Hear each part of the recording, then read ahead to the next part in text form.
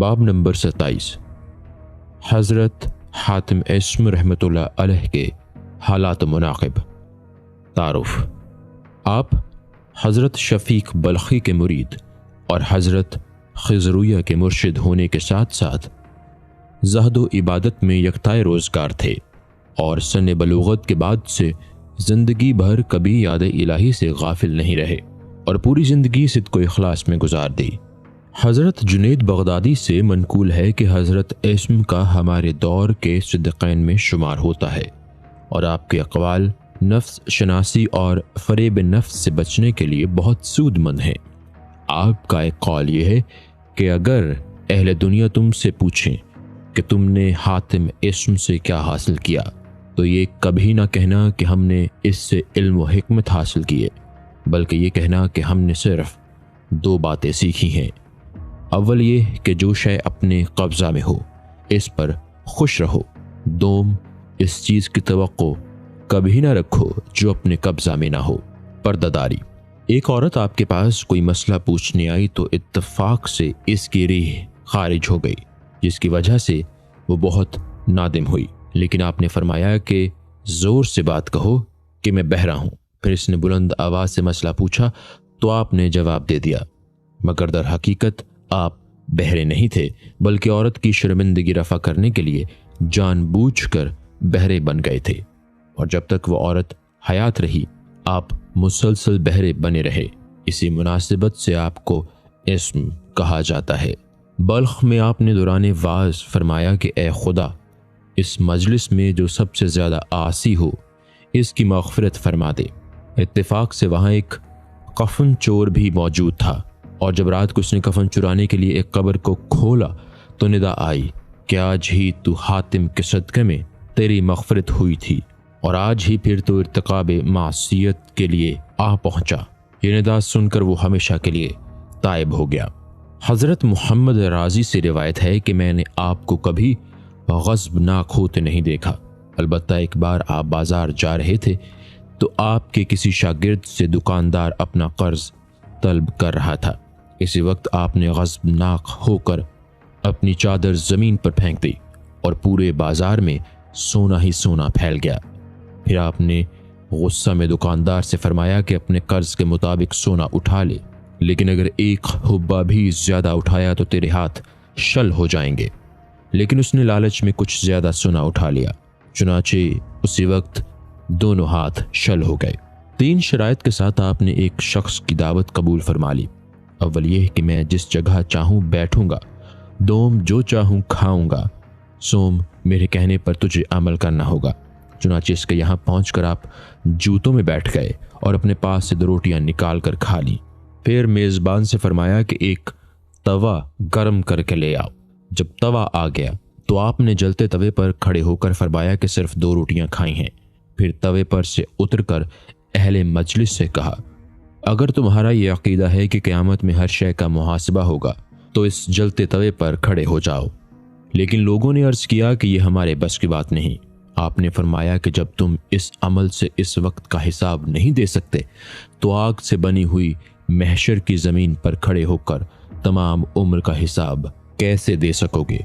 پھر آپ نے اس آیت کی تشریح فرمائی، ثم لتسألن یومئذ عن النعیم، یعنی قیامت کے دن تم سے تمام نعمتوں کی باز پرس ہوگی۔ آپ کی تشریح کا انداز بیان کچھ ایسا تھا کہ جیسے میدان حشر نگاہوں کے سامنے ہے، اور تمام اہل مجلس مضطرب ہو کر گریہ اوزاری کرنے لگے۔ واقعہ، کسی تونگر نے آپ کو کچھ رقم دینے کی پیشکش کی تو آپ نے منع فرمایا کہ میں اس ڈر سے نہیں لیتا کہ تیری موت کے بعد مجھے اللہ تعالیٰ سے یہ کہنے کا موقع نہ ملے کہ زمین کا رازق تو مر گیا، لہٰذا اب تو میری ضروریات کی تکمیل فرما۔ کسی نے آپ سے سوال کیا کہ آپ کو رزق کہاں سے ملتا ہے؟ فرمایا کہ خدا کے خزانے سے۔ اس نے کہا، آپ تو لوگوں کو فریب دے دے کر رزق حاصل کرتے ہیں۔ آپ نے سوال کیا کہ میں نے تجھ سے کوئی رقم لی ہے؟ اس نے کہا نہیں۔ آپ نے فرمایا کہ کاش تو مسلمان ہو جاتا۔ اس نے کہا کہ آپ ہمیشہ کچھ بحثی کرتے رہتے ہیں۔ آپ نے فرمایا میں تو اس لیے حجت پیش کر رہا ہوں کہ قیامت میں اللہ تعالیٰ بندوں سے حجت طلب کرے گا۔ اس نے کہا یہ تو سب کہنے کی باتیں ہیں۔ آپ نے فرمایا کہ ان احکامات کو تو باتوں سے تعبیر کرتا ہے، جن احکامات کی وجہ سے تیری ماں تیرے باپ کے لیے حلال ہوئی۔ پھر اس نے پوچھا کہ کیا آپ کو آسمان سے رزق ملتا ہے؟ فرمایا کہ مجھے کیا تمام عالم کے لیے ہی آسمان سے رزق نازل ہوتا ہے؟ اس نے کہا کہ اگر ایسا ہے تو آپ ایک جگہ پر جائیں، پھر میں دیکھتا ہوں کہ آپ کو رزق کیسے ملتا ہے۔ یہ سن کر آپ پورے 2 برس ایک غار میں پڑے رہے اور من جانب اللہ آپ کو رزق ملتا رہا۔ پھر اس شخص نے ایک مرتبہ سوال کیا کہ کیا آپ نے کسی کو بغیر بیج ڈالے فصل کاٹتے ہوئے دیکھا ہے؟ فرمایا کہ ہاں، تم خود بغیر بوئے ہوئے بال کاٹتے رہتے ہو۔ یہ سن کر وہ مکمل طور پر تائب ہو گیا اور آپ نے اس کو نصیحت فرمائی کہ مخلوق سے قطع تعلق کر کے اس طرح مشغول عبادت رہو کہ اس کے علاوہ کسی کو علم نہ ہو سکے، اور ہمیشہ مخلوق کی خدمت کرتے رہو تاکہ وہ تمہاری خدمت کرے۔ رزق۔ آپ نے امام حنبل سے سوال کیا کہ آپ رزق کی جستجو کرتے ہیں یا نہیں؟ امام صاحب نے جواب دیا کہ یقیناً تلاش کرتا رہتا ہوں۔ آپ نے پوچھا کہ قبل از وقت یا بعد از وقت یا بر وقت تلاش کرتے ہو؟ یہ سن کر امام صاحب سکتہ میں آ گئی، اس لیے کہ اگر یہ کہیں کہ قبل از وقت تلاش کرتا ہوں تو فرمائیں گے کہ تم تضیع اوقات کرتے ہو، اور اگر بعد از وقت کہہ دوں تو کہیں گے کہ گزشتہ شے کی جستجو لا حاصل ہے، اور اگر یہ کہوں کہ بر وقت تلاش کرتا ہوں تو فرمائیں گے کہ موجودہ شے کی جستجو سے کیا فائدہ۔ لیکن ایک بزرگ فرماتے ہیں کہ جواب یہ ہونا چاہیے تھا کہ تلاش رزق نہ سنت ہے نہ فرض ہے، اس لیے اس کی جستجو ہی بے سود ہے، کیونکہ رزق تو ہم کو خود تلاش کرتا پھرتا ہے، جیسا کہ حدیث میں ہے، رزق تو خود تمہارے پاس پہنچتا ہے، تمہیں جستجو کی کیا ضرورت ہے۔ ایک مرتبہ آپ نے جہاد کے قصد سے بیوی سے پوچھا کہ تمہیں 4 ماہ کے اخراجات کے لیے کتنی رقم کی ضرورت ہے؟ بیوی نے عرض کیا کہ جتنی میری زندگی ہو اتنی رقم دے دو۔ آپ نے فرمایا کہ زندگی تو میرے قبضہ قدرت سے باہر ہے۔ بیوی نے کہا کہ پھر میرا رزق آپ کے ہاتھ میں کیسے ہو سکتا ہے؟ اس کے بعد جب آپ شریک جہاد ہوئے تو ایک کافر نے قتل کرنے کے لیے تلوار سونتی تو کسی جانب سے ایسا تیر آ کر لگا کہ وہیں ڈھیر ہو گیا۔ آپ نے فرمایا کہ تو نے مجھ کو قتل کیا یا میں نے؟ نصیحت۔ کسی نے آپ سے نصیحت کرنے کی درخواست کی تو فرمایا کہ اگر دوست کی خواہش ہے تو خدا کافی ہے، اگر ساتھیوں کی تمنا ہے تو نقیرین بہت ہیں، اور اگر عبرت حاصل کرنا چاہو تو دنیا کافی ہے، اگر مونس کی تلاش ہے تو قرآن بہت کافی ہے، اگر مشغلہ چاہتے ہو تو عبادت بہت بڑا مشغلہ ہے، اور اگر میرے اقوال ناگزیر ہوں تو جہنم کافی ہے۔ زندگی۔ بعض لوگوں نے آپ سے بیان کیا کہ فلاں شخص نے بہت دولت جمع کر لی ہے۔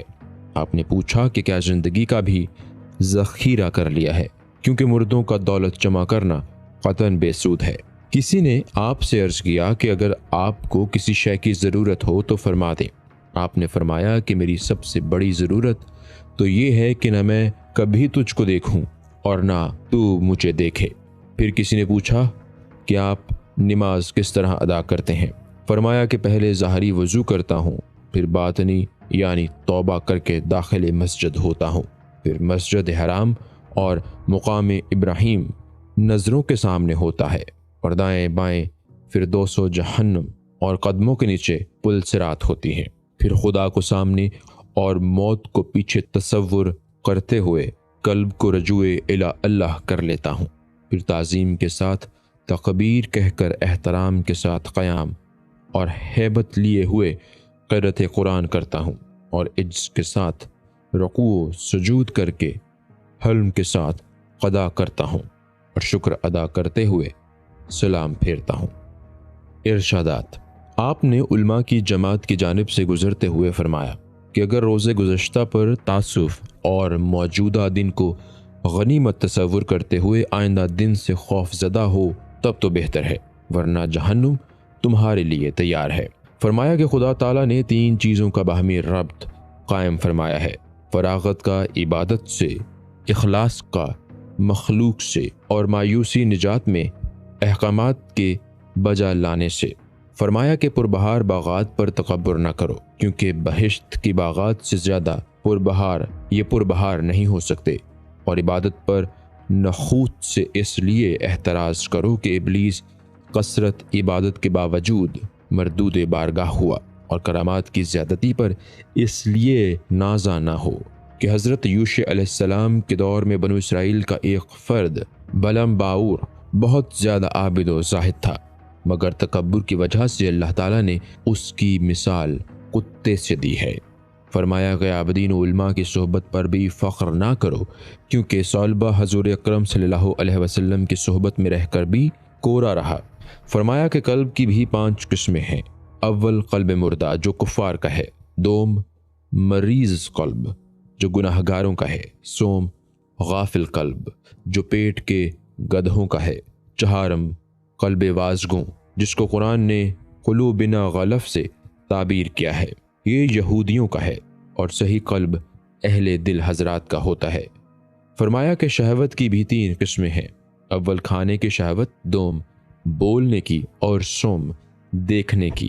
لہٰذا کھانے میں خدا پر اعتماد رکھو، بات ہمیشہ سچ بولو، دیکھ کر عبرت حاصل کرو، اور اعمال صالحہ کو ریا سے دور رکھو۔ گفتگو میں حرص کو خیر آباد کہہ دو، سخاوت کو احسان کر کے کبھی نہ جتاؤ، جو شے تمہارے پاس موجود ہے اس میں بخل نہ کرو۔ فرمایا کہ جہاد کی بھی 3 قسمیں ہیں، اول ابلیس سے ایسا جہاد جس سے وہ زچ ہو جائے، دوم اعلانیہ جہاد یعنی فرض کی ادائیگی کے لیے، سوم کفار سے اس طرح جہاد کرو کہ یا خود ختم ہو جاؤ یا انہیں ختم کر دو۔ فرمایا کہ زہد کا پہلا درجہ توکل ہے، دوسرا درمیانی درجہ صبر ہے، اور تیسرا آخری درجہ اخلاص ہے۔ پھر یہ آیت تلاوت کی، وَلَا تُخَافُوا أَوَّلًا تَخْرَنُوا، نہ خوف زدہ ہو اور نہ غمگین۔ پھر فرمایا کہ جلدی کا کام شیطان کا ہوتا ہے، لیکن مہمان کے سامنے کھانا رکھنے، مردے کو کفنانے دفنانے، بالغ لڑکی کا نکاح کرنے اور توبہ کرنے میں عجلت سے کام لینا افضل ہے۔ استغنا، آپ کبھی کسی سے کچھ نہیں لیتے تھے، اور جب لوگوں نے وجہ پوچھی تو فرمایا کہ لینے میں رسوائی اور دینے والے کی عزت ہوتی ہے، اور نہ لینے میں اس کے برعکس ہوتا ہے۔ لیکن ایک مرتبہ جب آپ نے کسی سے کوئی شے لی تو لوگوں کو اظہار حیرت کیا۔ آپ نے فرمایا کہ میں اس کی عزت کو اپنی عزت پر ترجیح دینا چاہتا ہوں۔ زاہد، بغداد میں آپ نے خلیفہ سے ملاقات کے وقت فرمایا کہ السلام علیکم یا زاہد۔ خلیفہ نے کہا میں تو زاہد نہیں ہوں بلکہ آپ زاہد ہیں۔ آپ نے کہا کہ خدا کا یہ فرمان ہے، قل متاع الدنیا قلیل، یعنی اے نبی فرما دیجئے کہ دنیا کی متاع بہت تھوڑی ہے، اور چونکہ تو قلیل شے پر قانے ہو گیا اس لیے زاہد ہے، اور دنیا و آخرت پر بھی قانے نہ ہو سکا تو پھر میں کیسے زاہد ہوں۔